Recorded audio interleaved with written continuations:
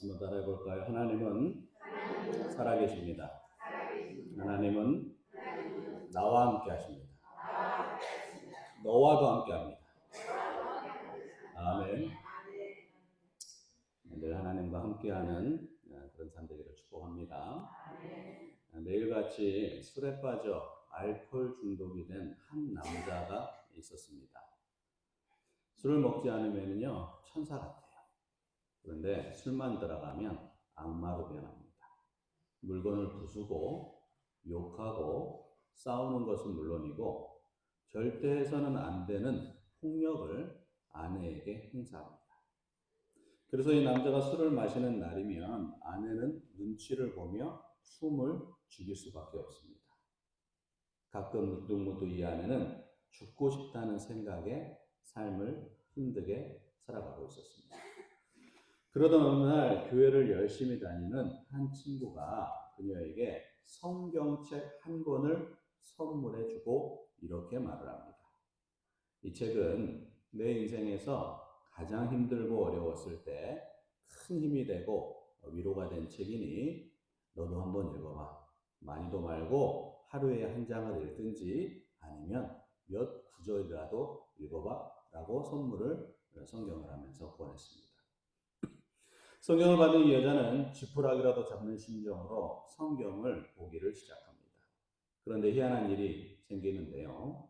성경의 내용 참 어렵잖아요. 우리가 지금 읽어도 어떤 내용인지 잘 모르기도 합니다. 이 내용을 잘 모르기는 하는데 성경을 읽으면 뭔가 감동이 밀려오는 거예요. 때로는 눈물도 나고요. 때로는 기쁨도 생기고요. 심지어 속이 후련해지는 것을 느끼게 되었습니다. 그로부터 이 여자는 성경을 보물처럼 여기게 되었고 결국 그녀는 성경을 통해 예수님을 믿고 교회를 다니게 되었습니다.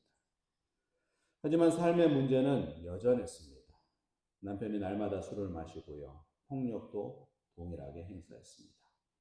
특별히 남편은요. 교회 다니는 아내를 못마땅하게 여겼습니다.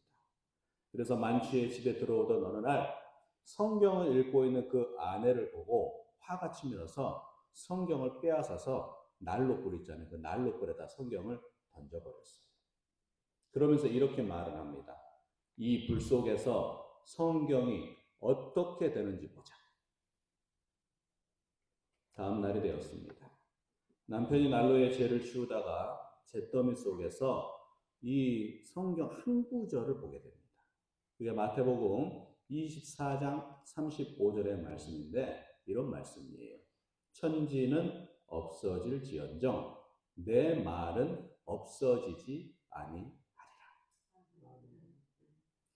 불 속에서 성경이 어떻게 되는지 보자라고 말했던 남편이 이 성경 구절을 보고 깜짝 놀라게 됩니다. 그리고 이 말씀 한 구절로 성령님께서 역사하시는데 이 남편의 마음에 뭔가 이상한 느낌이 드는 거예요.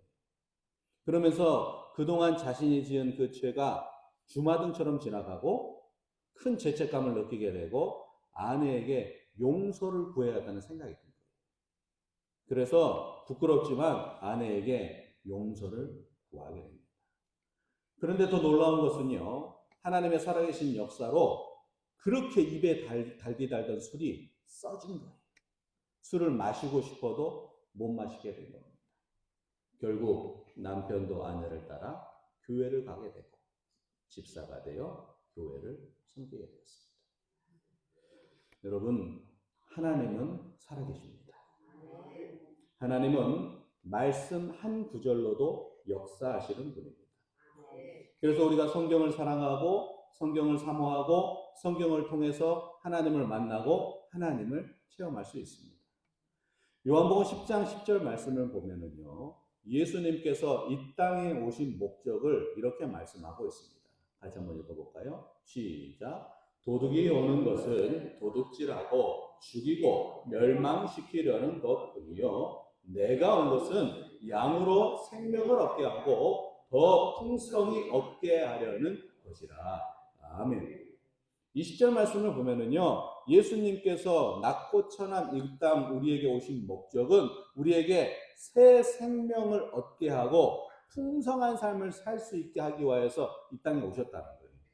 예수님이 이 땅에 오신 다른 목적은 없어요. 우리에게만 그 목적을 분명히 말씀해 주시는데, 내가 너에게 새 생명을 줄 것이고 너희로 풍성한 삶을 살게 할 것이다 라는 그 목적을 가지고 예수님이 오셨어요. 다시 말해 이 새 생명은요, 죄에서 구원받아 얻게 된 영생을 말하는 것이고, 풍성한 삶이라는 것은 하나님께서 우리 사람을 창조하셨을 때 그 본래의 모습, 그 영혼의 풍성함을 채워주고 회복시키기 위해서 예수님이 이 땅에 오셨다라는 거예요.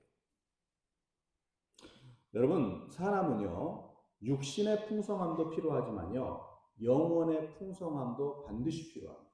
한번 따라해 볼까요? 영혼의 풍성함. 그런데 이 영혼의 풍성함이라는 것이 얼마나 대단한 것인지, 이 땅의 물질의 풍성함도 풍성함이지만 더 깊은 삶의 만족을 느끼게 하는 거예요. 내가 세상적으로 뭔가 부족하고, 아까 예를 들었던 것처럼 내가 뭐 세상적으로 남과 비교해서 삶이 고달프고 힘들고, 남편이 알코올 중독으로 나를 힘들게 하는데, 이러한 삶 속에서 영혼의 풍성함이 있으면 그래도 은혜를 발견하게 되고 힘을 얻게 되고 깊은 만족을 느낄 수 있게 된다는 거예요. 여러분, 이런 경우가 있어요. 돈은 풍성하고 많은데 삶에 만족이 없어요. 얼마나 이 삶이 재미가 없겠습니까? 만족 없는 삶. 밤낮으로 애쓰고 수고하고 힘쓰면서 사는데 사는 게 헛헛하고 공허해요. 뭔가 남는 것이 없는 것 같아요. 또한 주어진 것에 대한 감사는 없고 자기의 마음에 안 맞으면 모든 것이 불평과 불만이에요. 최고급 호텔에 가서 최고급 음식을 먹어도 만족이 없고 감사가 없으니 불평만 불만만 있으니 이게 어찌 행복한 삶이라고 할 수 있겠어요. 그리고 오직 세상에만 연연하며 살고 세상에만 집착하면서 살아요. 이러한 삶은 하나님께서 우리에게 주시고자 하는, 이미 우리에게 주신 풍성한 삶의 모든 은혜를 잃어버린 삶의 모습이에요. 그래서 예수님은 인간 창조의 모습, 하나님과 함께함으로 누릴 수 있는 풍성한 삶을 회복시키기 위하여서 이 땅에 오셨고 우리를 구원하시고 새 생명을 주신 것입니다. 자, 그런데 여기서 중요한 것은 이 풍성한 은혜의 삶을 어떻게 누리는지, 그리고 어디서 발견할 수 있는지 우리가 알아야 됩니다. 그것은 오늘 본문 말씀에 답하고 기록하고 있습니다. 디모데후서 3장 16절과 17절 말씀인데요, 교독으로 한번 읽겠습니다. 모든 성경은 하나님의 감동으로 된 것으로 교훈과 책망과 바르게 함과 의로 교육하기에 유익하니, 아멘.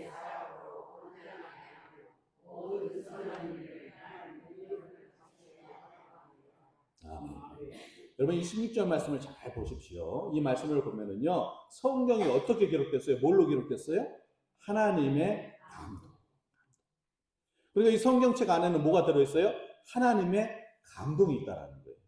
그런데 이 감동이라는 단어는요, 하나님의 숨결, 하나님의 호흡이라는 뜻이에요. 그러니까 우리가 성경을 읽고 성경을 펼치고 성경 말씀을 듣고 성경 한 구절을 외우고 이런 것에는 모두 하나님의 감동이 함께하는 거예요.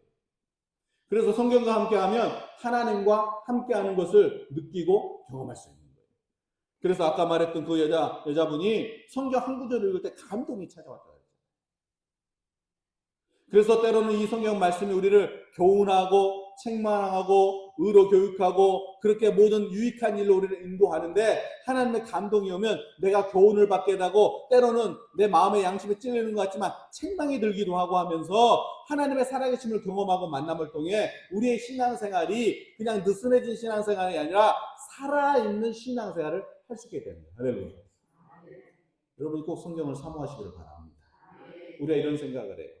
나이가 들고 배움이 좀 짧아서 성경 읽기가 어렵다. 그렇지 않아요. 성경 한 구절이 들려서 영혼이 새로워지게 돼요. 제 인생에 정말 쓰디쓴 아픔의 시간이 있었습니다. 너무나 좌절이 되고 실망이 되고 특별히 사람을 통해서 상처를 크게 받아가지고 내 인생에서 너무나 낭망이 되고 힘든 거예요. 기도원에 들어갔어요. 기도를 하고 성경을 보는데 내 마음속에 응어리진 그 모든 것이 풀리지 않는 거예요. 그러다가 제가 예수님이 말씀하신 성경 한 구절을 딱 만나게 돼요. 그 순간이요, 제 마음이 뻥 뚫린 거예요. 그래서 저희가 상처 주었던 그분을 찾아가서 저 얘기를 했어요. 저는 괜찮습니다. 오히려 제가 풀었어요. 여러분 성경 한 구절이 그렇게 역사를 해요. 왜냐? 이 성경 안에는요. 하나님의 숨결이 있고 호흡이 있기 때문에. 우리가 이 말씀을 좀 더 이해하려면요. 창세기 말씀 속에서 사람의 창조의 과정을 볼 필요가 있어요. 창세기 2장 7절에 보면요. 하나님께서 사람을 창조하실 때 이렇게 창조하셨어요. 여호와 하나님이 땅의 흙으로 사람을 지으시고 생기를 그 코에 불어 넣으시니 사람이 뭐가 돼요? 생명이 되었다 했잖아요. 이 말씀을 제가 너무나 좋아하고 이 말씀을 여러 번 제가 말을 하는데 여기 말씀에 보면은요. 사람을 지으시고 하나님께서 그 생기를 그 코에 불어 넣었다라는 게 이 생기라는 게 뭐냐? 하나님의 숨결, 하나님의 호흡이라는 거예요. 즉 우리에게는 뭐가 있어요? 하나님의 숨결이 있고 하나님의 호흡이 있어요. 그래서 하나님으로부터 창조된 모든 사람들은 하나님과 호흡하고 하나님과 소통하고 하나님과 함께하는 거예요. 그런데 이 성경 그 자체는요 하나님의 감동과 호흡이기 때문에 이 성경 말씀과 함께하는 삶은 우리가 새 생명을 얻고 풍성한 삶을 살게 하는 그 길을 찾아갈 수 있는 유일한 방법이라는 거예요. 여러분 성경 말씀을 통해 하나님의 살아계심과 역사가 늘 함께하기를 축복합니다. 하나님의 감동이 늘 함께하여서 새 생명의 은혜가 역사되기를 축복합니다. 자, 그런데 여기서 짚고 넘어가야 할 부분이 있어요. 하나님의 말씀을 대하는 우리의 태도들이 과연 어떠한지. 오늘 설교를 듣고 있는데 이 성경 하나님의 말씀을 풀어서 해석하고 있는 설교를 듣고 있는데 과연 이 설교를 듣는 마음이 어떠한지. 지금 시대는요 한마디로요 성경의 홍수 시대예요. 성경책이 흔하고 많은 시대입니다. 성경을요 쉽게 구할 수도 있어요. 인터넷으로요 스마트폰으로 딱 몇 번만 클릭해도요 성경이 집에 딱 도착해요. 제 목양실에도 성경이 여러 개 있어요. 이런 번역본 저런 번역본 유대인의 성경 무슨 성경 엄청 많이 있어요. 성경이 풍성한 시대예요. 그리고요 이 스마트폰 여러분들 다 갖고 계시잖아요. 스마트폰을 딱 열어보면요 성경의 원어도 다 있어요. 히브리어 헬라 원어도 다 있고요 전 세계 언어가 다 있어요. 우리가 찾지 않아서 그렇죠. 그래서 이 성경 안에는 모든 것에 흔하게 있고요 홍수의 시대예요. 그런데 안타깝게도 사람들은요 성경을 많이 가지고 있지만 성경을 사랑하거나 성경을 읽거나 성경을 외우거나 하나님의 감동을 받는 그 은혜를 잃어버리고 살아요. 말씀대로 살아가는 감동을 놓치고 살아가는 거예요. 그리고 하나님의 말씀을 잘 이해하고 또 우리가 그 말씀을 받을 수 있도록 이렇게 선포를 하고 설교하는 것. 여러분 오늘 이렇게 예배를 안 드려도요 이미 TV를 딱 켜면은요 전 세계 유명한 교회 설교 다 나오고요 실시간으로 중계가 되고요 엄청난 대형교회 예배가 진행되고 있어요. 그래서 집에서 다 앉아가지고 리모컨만 까딱까딱 누르면 다 볼 수 있어요. 너무나 흔해진 시대예요. 하지만 오늘날 우리는 설교를 듣고 하나님 말씀을 대하는 태도가 사모함보다는 평가를 하는 경우가 많아요. 그래서 성경과 설교의 홍수 시대에 살지만 정작 말씀을 통해 역사하는 하나님을 만나지 못하고 살아가고 있어요. 몇 해 전에 어느 목사님과 대화를 하다가 이런 얘기를 들었어요. 코로나19 오래된 것 같지만 사실은 얼마 안 됐어요. 이 코로나19가 이렇게 확 퍼졌을 때 우리가 교회에서 예배를 못 드렸잖아요. 예배를 못 드려서 각 가정에서 환경이 되는 데는 이 스마트폰 보면서 예배를 드리거나 아니면 이 모여 그냥 가정에서 준비된 그 예배문 가지고 예배를 드리고 그랬단 말이에요. 그런데 이제 이 코로나19가 풀리게 됐어요.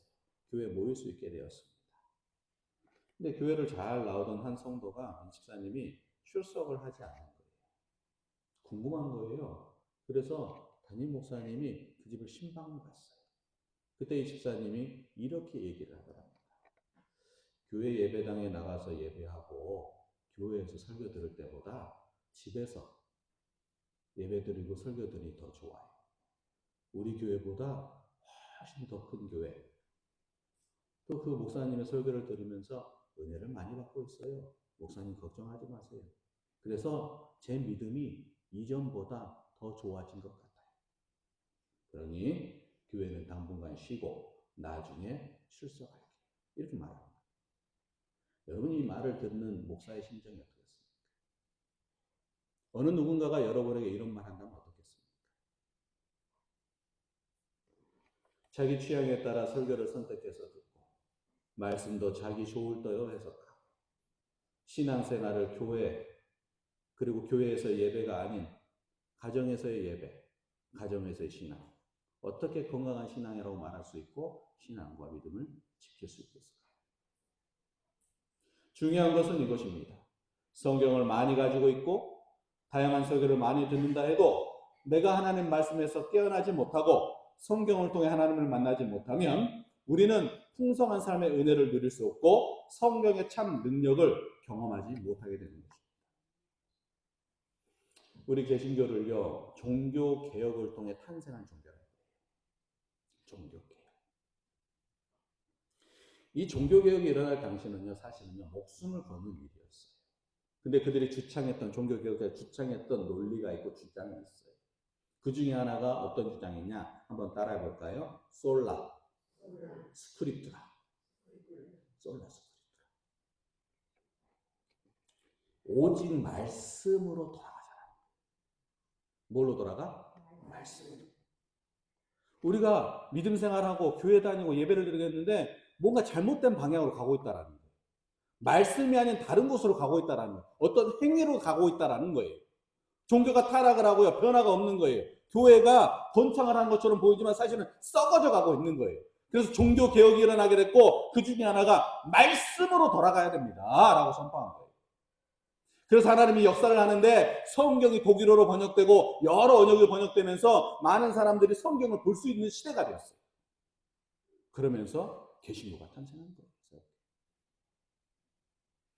그들이 오직 말씀으로 돌아가자는 그 주창했던 이유는 교회와 성도는 신앙의 본질인 하나님의 말씀으로 돌아가야 되고 그러한 믿음 생활 속을 통하여서 건강한 신앙을 유지할 수 있게 되는 것입니다.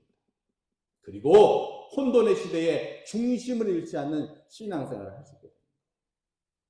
그래서 오늘 본문 말씀에서 사도 바울은 디모데에게 목회를 위한 편지를 쓰면서 이렇게 말을 해요. 디모데후서 3장 14절에 그러나 너는 배우고 확신한 일에 거하라. 너는 내가 누구에게서 배운 것을 알며라고 했어요. 이 말씀을 보면은요, 너는 배우고 확신한 일에 거하라라는 게 뭐냐면 네가 말씀을 통해서 배우고 말씀 속에서 살아가는 그 은혜 속에 거하라. 세 번째 성경을 보면은요, 이렇게 기록되어 있어요. 그대가 배워서 굳게 믿는 그 진리 안에 머무십시오. 그대는 그것을 누구에게서 배웠는지를 알고 있습니다. 여러분, 진리는 뭘까요? 진리는 예수님이에요. 근데 그 예수님은 말씀으로 이 땅에 오셨어요. 그래서 그 말씀을 사모하고 성경을 사모하면 우리의 삶은 풍성한 은혜뿐만 아니라 옳은 길과 하나님의 뜻하시는 길과 교훈과 책망과 바르게 한 그 은혜의 길로 나아갈 수 있는 그 생명의 삶을 살 수 있게 되는 거예요. 여러분들 하나님의 말씀 사모하시고 말씀을 귀하게 여기시고 말씀의 심장에 새기고 심령에 새겨서 그 말씀으로 풍성한 삶의 은혜를 누리게 되기 축복합니다. 그리하여서 삶의 문제가 열리게 되고 풀리게 되고 삶의 가로가 막혔던 일들이 열리게 되면서 하나님의 살아계심을 경험하기를 바랍니다. 성경 말씀을 통해 하나님의 살아계심을 만나시기를 바랍니다. 그러면 반드시 우리가 육적인 것을 넘어 영적인 풍성함의 은혜가 다 채워질 줄을 믿습니다. 칼빈의 기독교 강요, 유명한 종교개혁자, 우리 장로교가 탄생하게 된 계기가 된 칼빈의 기독교 강요라는 그 책에 보면은요, 이런 글이 있어요. 우리의 지혜가 진정으로 견고하려면 하나님을 아는 지식과 우리 자신을 아는 지식 두 가지로 이루어져야 한다. 그러니까 하나님 아는 지식과 세상 지식을 알아야 된다는 거예요. 그러나 두 지식은 서로 긴밀히 연결되어 있어 무엇이 무엇을 앞서고는 알기 어렵다. 다만 먼저 사람은 우리 안에 거하시고 행하시는 하나님께 즉시 생각을 돌리지 않으면 자신을 알 수 없다. 이게 무슨 말이에요? 우리의 생각을 하나님께 돌려야 되는데 우리의 생각이 그냥 하나님께 돌아가는 게 안 그래요. 하나님 말씀을 대하고 하나님 말씀을 보고 하나님 말씀을 들을 때 하나님께 우리의 모든 생각을 돌릴 수 있는 거예요. 여러분 세상을 찾아가 보세요. 하나님은 계시지만 세상에 살아가는 삶에서 들어가면은요, 세상에 하나님을 발견하기가 쉽지 않아요. 그래서 종교가 타락했을 때 많은 수도사들이 광야로 갔어요. 세상이 아닌 광야로 갔어요. 거기서 하나님을 만났어요. 제가 휴가 기간 중에 있다고 했지만 이 휴가 기간 중에 잠깐 제가 어디 도시를 갔어요. 새벽 2시, 3시, 4시가 돼요. 사람들이 잠에 들지 않는 거예요. 거기에 예수님이 계실까요? 예수님은 그들과도 함께 하시지만 우리는 그곳에 가서 예수님을 발견할 수 없어요. 오직 말씀 속에서 발견할 수 있는 것입니다. 우리가 하나님을 알고 하나님을 만나는 방법, 성경 안에 있습니다. 하나님의 말씀에 그 감동이 여러분의 삶을 가득 채우시고 그 감동이 찾아왔을 때 단순히 그냥 흘려버리는 그 말씀이 아니라 말씀을 받아서 영혼에 새기셔서 새 생명의 그 은혜가 흔들리지 않고 풍성한 그 삶의 은혜가 넘치길 주의 이름으로 축복합니다. 그리고 말씀 속에서 막혔던 모든 일들이 새롭게 풀리기를 축복합니다. 기도합시다. 아버지 하나님, 오늘도 우리에게 말씀을 들려주시니 감사합니다. 말씀을 사모하게 하옵소서. 말씀을 심령 깊이 새기게 하여 주옵소서. 그래서 살아계신 하나님의 역사가 말씀으로 드러나게 하여 주시옵소서. 예수님의 이름으로 기도드리옵나이다. 아멘. 하나님 앞에